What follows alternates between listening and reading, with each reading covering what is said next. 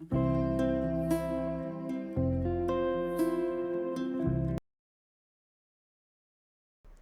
today we are going to see that how to get rid of any addiction. तो आज हम ये देखने वाले हैं कि किसी भी एडिक्शन को आप कैसे निकाल सकते हो अपने अंदर से। There are many types of addiction like smoking, drinking, browsing. बहुत तरह के एडिक्शंस होते हैं, जैसे कि स्मोकिंग हो गया, ड्रिंकिंग हो गया, ब्राउजिंग हो गया। And all this addictions are followed by the people for different purpose. और इन सब एडिक्शन को लोग फॉलो करते अलग अलग पर्पस के लिए। Like someone is smoking for reducing the stress. बहुत सारे लोग ऐसे होते हैं जो स्मोक करते हैं अपने स्ट्रेस को रिड्यूस करने के लिए, एंड एक्सेट्रा। और इसके जैसे बहुत तरह के एडिक्शंस होते हैं। Let us take we want to reduce the stress और रिलैक्स। हमें रिलैक्स होना है या फिर अपने स्ट्रेस को रिड्यूस करना है। For that many people watch television, listen music और go to sit with friends etcetera according to their choice. हम ये मान लेते हैं कि हमें रिलैक्स होना है और स्ट्रेस को रिड्यूस करना है।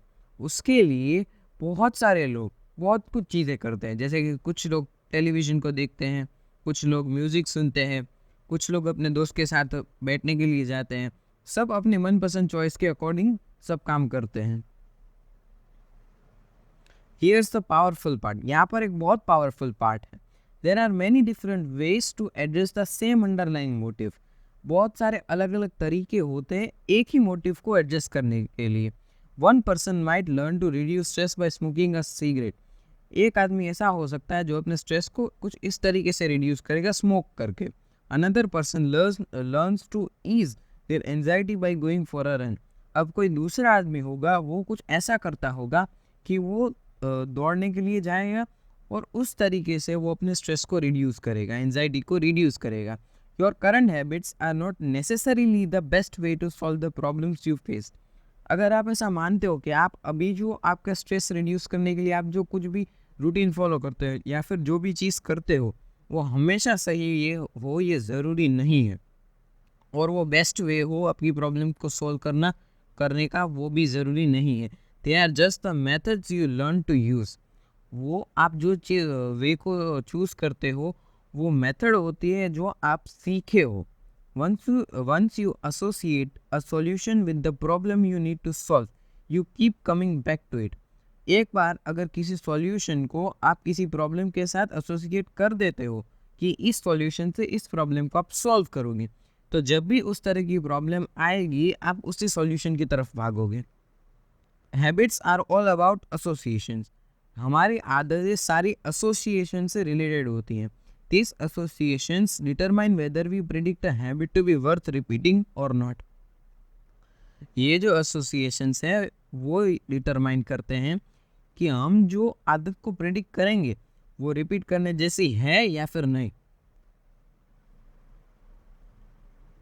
All day long you are making your best guess of how to act given what you have just seen and what has worked for you in the past.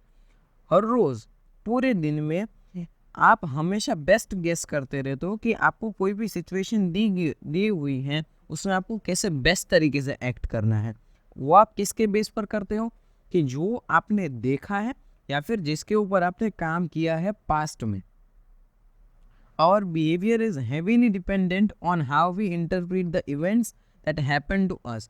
हमारा जो behaviour है वो बहुत heavily dependent होता है उसके ऊपर कि हमने पास्ट में अगर ऐसी कोई इवेंट आई है हमारे साथ हुई है तो हमने उसको कैसे इंटरप्रेट किया है, not necessarily the objective reality of the event themselves.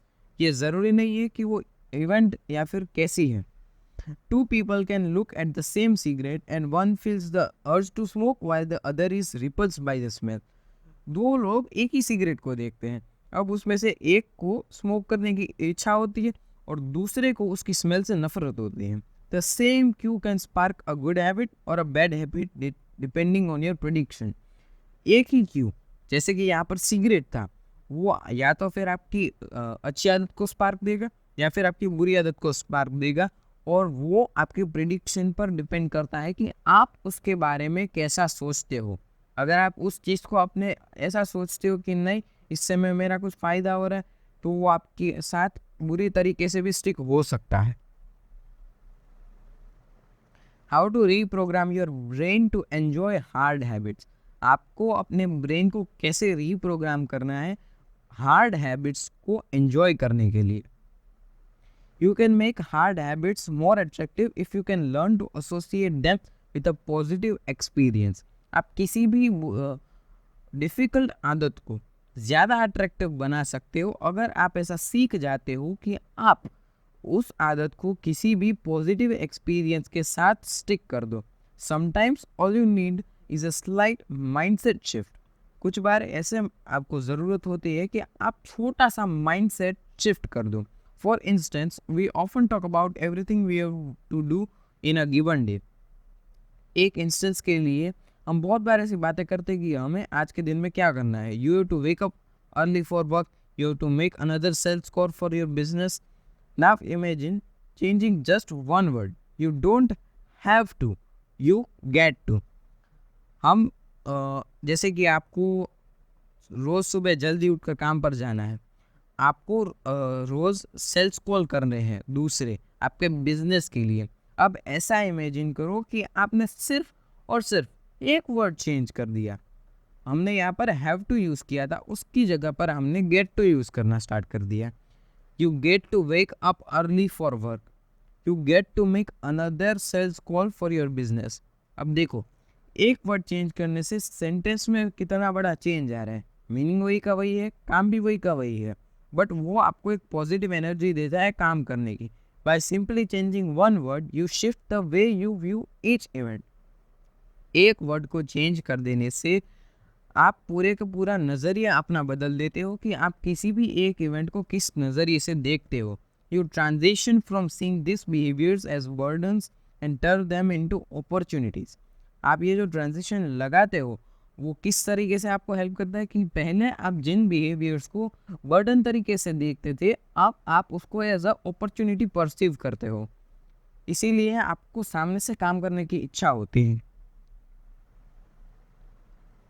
Reframing your habits to highlight their benefits rather than their drawbacks is a fast and lightweight way to reprogram your mind and make a habit seem more attractive.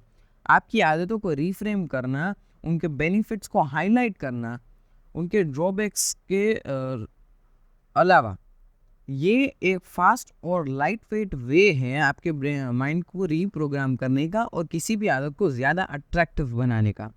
यानी कि अगर किसी भी एक routine का आप सिर्फ advantage देखो जो लॉन्ग रन में आपको बेनिफिट देगा, उस चीज़ के वो डेफिनेटली आपके लिए पहले हार्ड दिखेगी, पर उसके लिए आपको क्या करना है, उसके सिर्फ एडवांटेज देखो, डिसएडवांटेज मत देखो, ड्रॉबैक्स मत देखो, तो वो आपको ईजी लगेगी। I hope you all understand our today's topic and wish you all a very bright future. Thank you.